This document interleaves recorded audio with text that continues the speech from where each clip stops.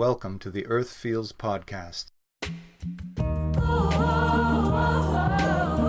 I'm Rose. And I'm Christine.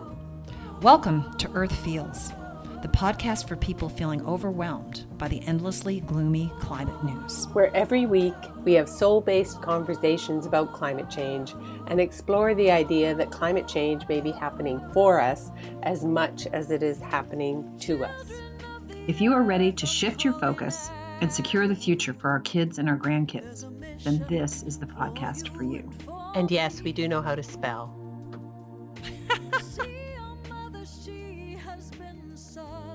Hi, it's Rose here.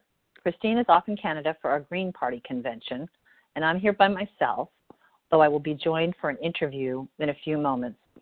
Today's topic, what can I do with all this non-recyclable plastic?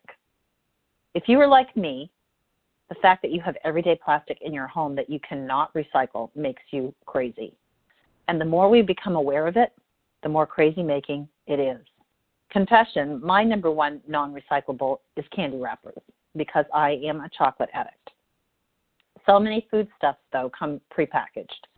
There's pre-washed lettuce bags, baby carrot bags, the deli Ziploc bags, styrofoam, meat trays, those plastic mesh bags that onions and potatoes come in, and bottle caps, toothpaste tubes, bread ties, not to mention straws, plastic cutlery, balloons.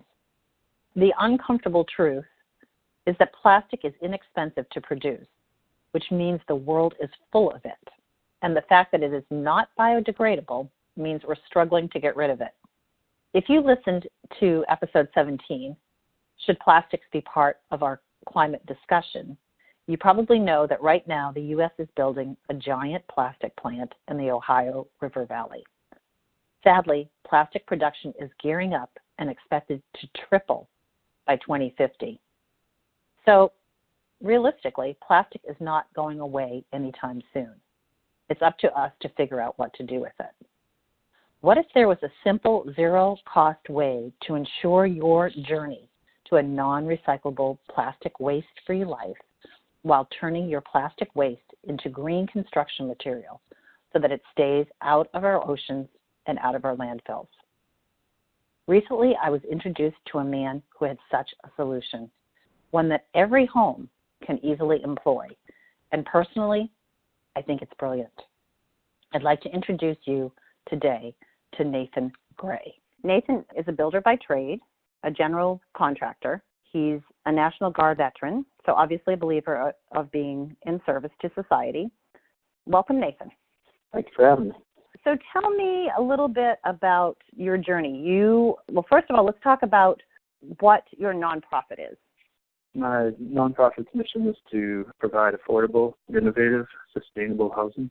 We're currently achieving this through Homes on Wheels, homes on foundations less than 400 square feet, using our footprint to provide affordable living situation. And you're now building with, what we're going to be talking about today is Eco Brick. And for our listeners who don't know what an Eco Brick is, would you like to give us a little bit of a lesson in that? Yeah, so terminology can be said different between different people. I hear it is called an Eco Brick or an Eco Brick. Typically refer to it as an Eco Brick. Oh, Eco Brick. Okay, thank you.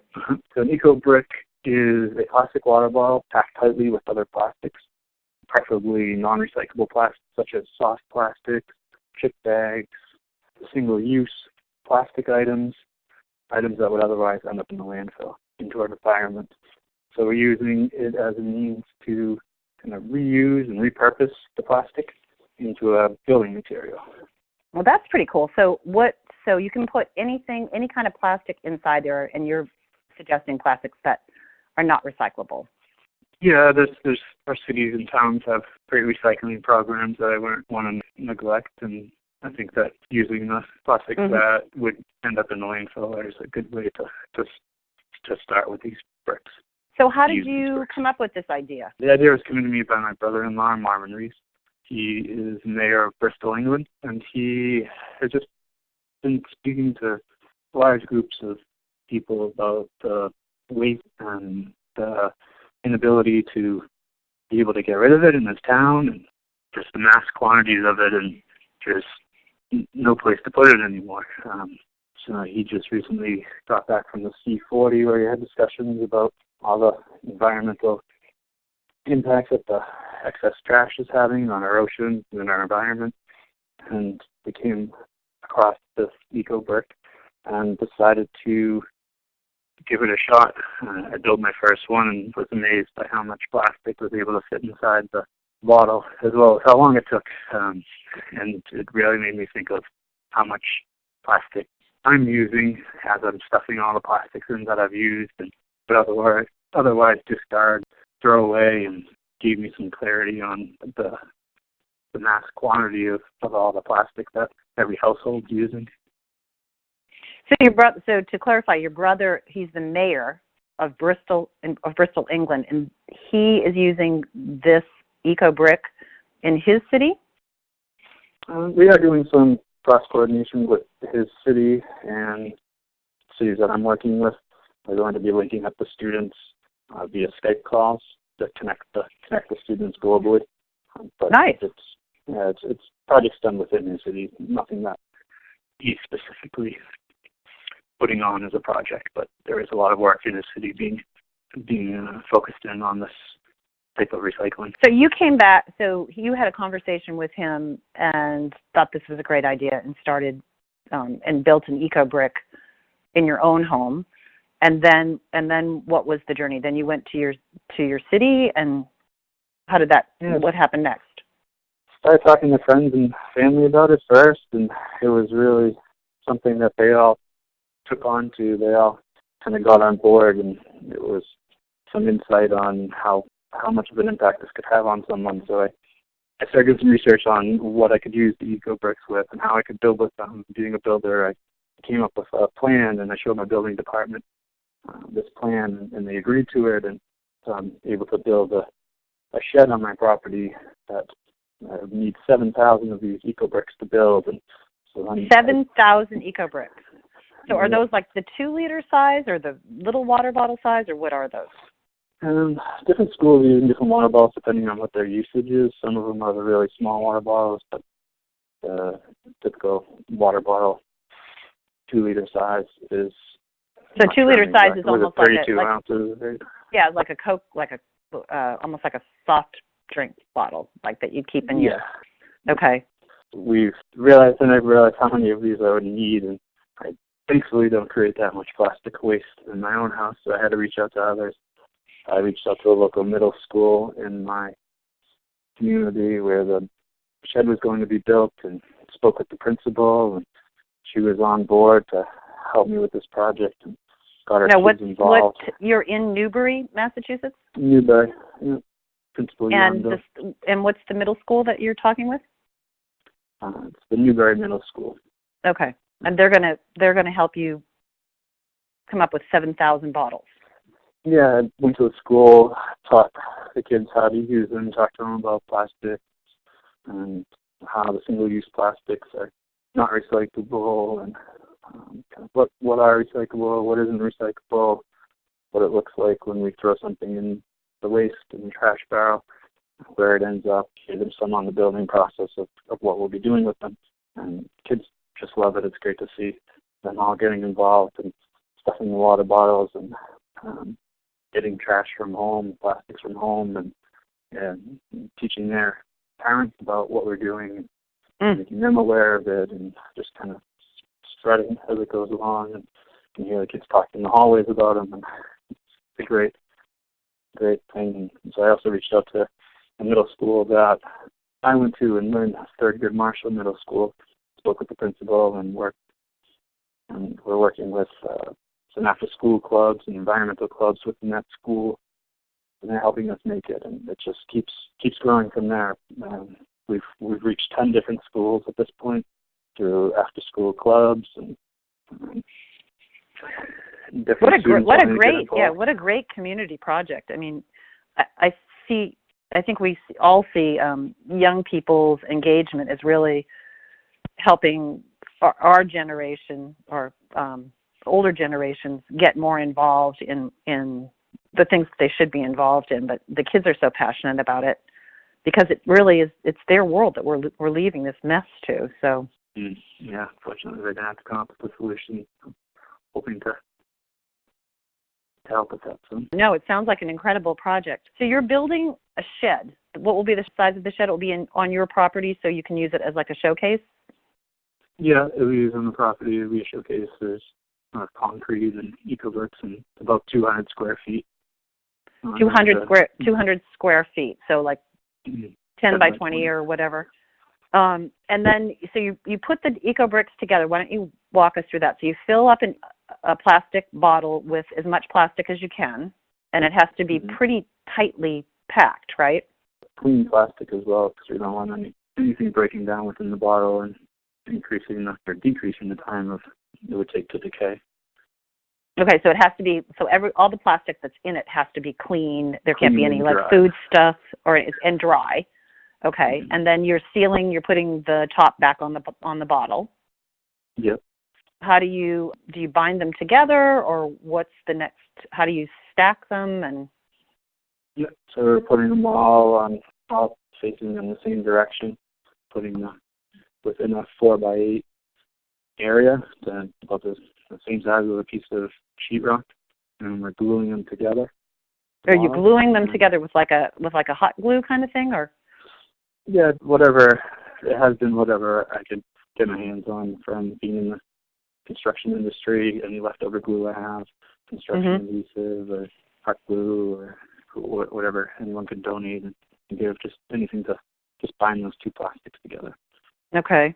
And we're creating those walls and those big pieces, and then we'll be pouring concrete on the other side of it, so it won't be exposed to the elements. The concrete will be on the outside. It's just being used as a filler. I get asked all the time what the insulation value is and the structural value, and we're not yet shooting for that. I will know more information once the first one's completed. I'll definitely be doing some research on that and hopefully some development on it. And it seems like it would have great insulation value. Yeah, it's a typical response. It would be great if it does. I'm hoping it does. Well, it's certainly a huge problem. I don't know if you've listened to any of our podcasts yet on Earth Feels, but I was in Greece a few weeks ago, and I was on one of the islands, and a cause that's near and dear to my heart. Well, plastic pollution is everywhere. And I was asking them, so what do you do on this island? Do you barge it out or whatever? And they were like, no, we bury it. And of course, there is no breakdown. So in an area that's really heavily tourist, they're just digging a giant hole and putting it in there, which will be there forever. And yet at the same time, they're building these structures. There's a lot of building that's going on. This is the island of Santorini. There's a lot of building that's going on there, and they use a particular terracotta brick that has holes in it. I'd never seen anything like that, but I think they explained it to me that it was for insulation, because when it gets warm in the inside of the brick, it holds the heat. And so this stuff seems like it would do the same thing. It would when the plastic heats up, it will hold that heat in. Air is a great insulator. These are packed pretty tight. The idea of it is to be able to use these plastics and put them someplace other than the landfill right now, and we'll hopefully progress in technologies that we can do with them and what we can actually do with them as time goes on and we build more of. So what kind of projects do you have in the pipeline? You have this one house that you're going to build, and then are you hoping that you can bring other schools to your yard, other companies, people to your yard, so that they can see we can all do this? Yeah, it's definitely going to be used as a showcase. We have a few different buildings going up on the property that I'll tell you about in a little bit, and hope to get others involved. We do have a few other eco-brick sheds in the pipeline. We're hoping that we can create architectural plans that satisfy the building inspectors so they can grant us permission to build occupied structures. Wow. This first one is just an unoccupied structure at the shed. So as we work on the technology part and there are some more engineers and architects involved, we're starting to create plans that are close to the building code as we can get with these eco bricks, and we're hoping to be able to house people that need homes and be able to provide it as affordable housing. That's the ultimate goal.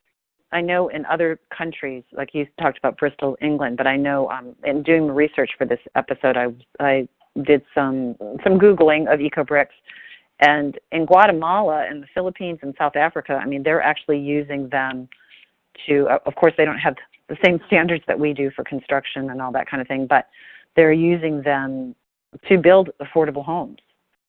Yeah, and I had someone come to me when I was at an event, and he was building classrooms in Guatemala, and he was using 10,000 of these eco bricks, and I'm focusing more on plastics, but they were filling them with all sorts of trash that they would otherwise not be able to put anywhere. Oh, really? All kinds of trash? The whole community got involved, yeah. And then they set them in. They did a little bit different building technique because of the codes aren't as stringent as they are here in the States.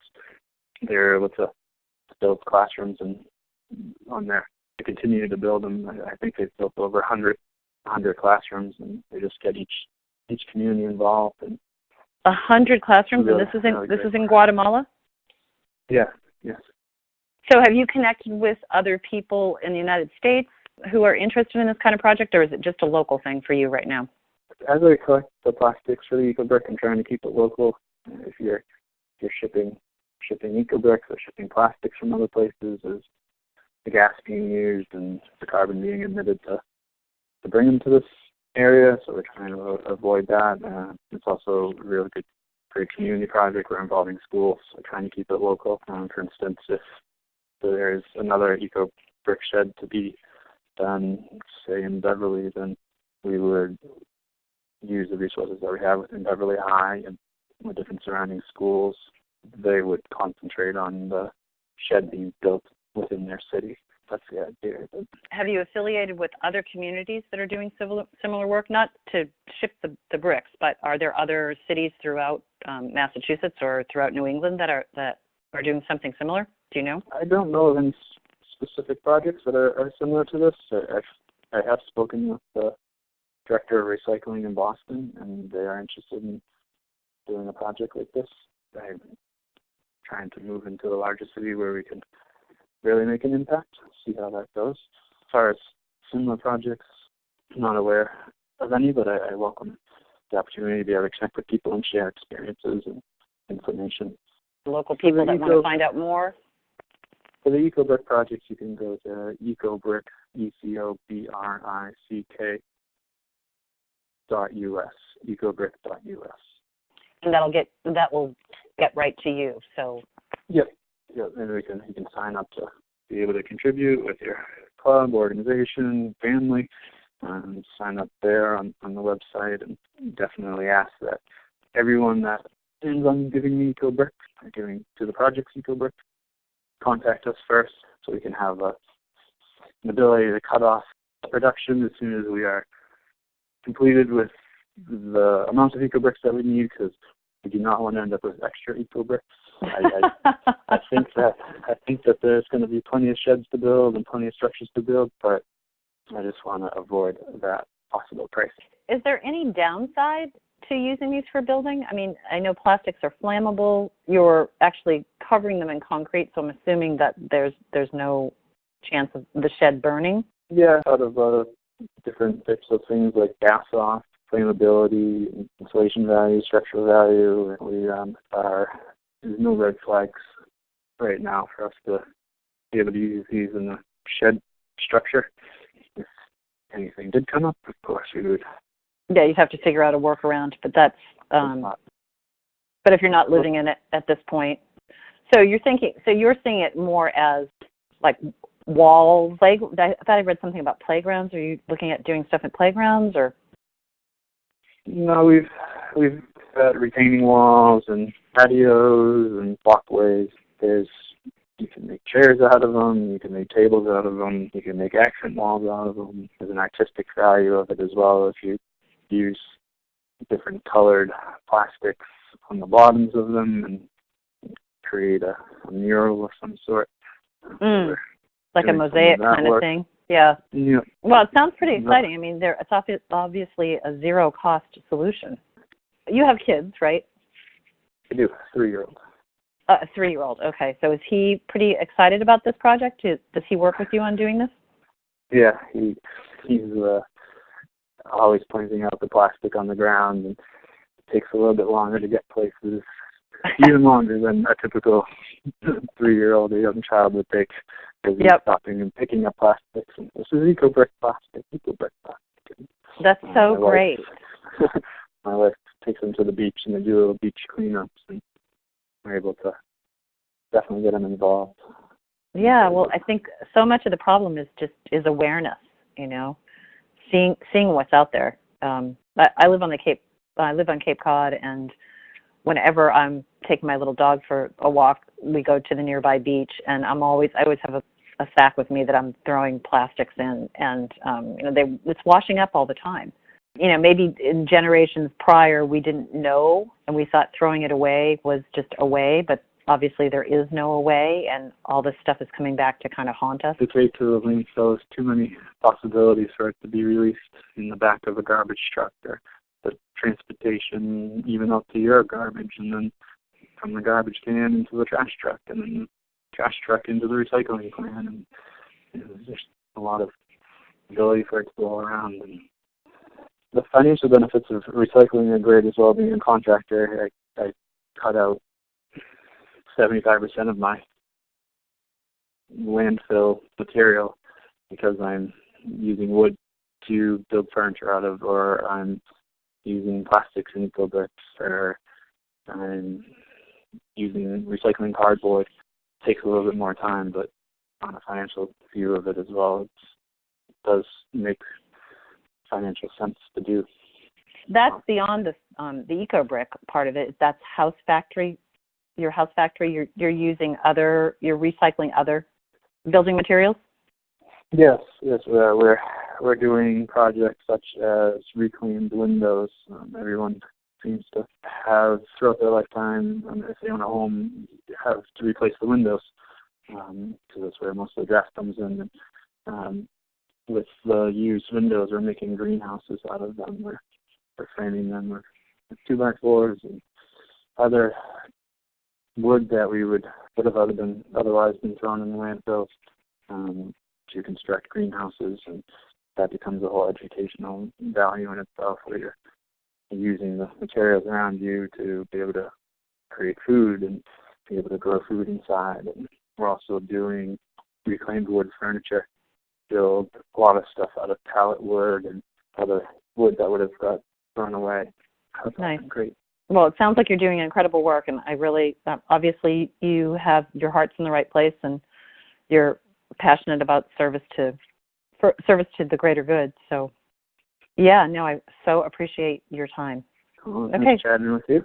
Yeah, thanks for being with us. And is there, so the best place for people to reach you is ecobrick.us. Is that correct? Yeah. Okay. All right. All Thanks right. for your time, Nathan. Okay. Bye. Bye. So there you have it from Nathan Gray, founder of ecobrick.us. One man on a mission to help us deal with our plastic pollution. Pretty inspirational, right? By sharing his gift as a builder, Nathan is showcasing sustainable building methods for future generations. He's teaching kids about the perils of plastic and raising his 3-year-old son in awareness, all in service to the greater good. I think that's pretty cool. It reminds me of Steve Jobs' quote, "The people who are crazy enough to think they can change the world are the ones who do." So speaking of outliers, that brings us to our good news on the climate front. This week, Greta Thunberg's book, No One is Too Small to Make a Difference, was released in the United States. I'll add the link into our show notes. And a second good news story that appeared in the Washington Post yesterday. I'm an economics freak, and I love numbers and quantifiable kinds of things. So this headline, "An economist quantifies how valuable whales are fighting climate change," really caught my eye.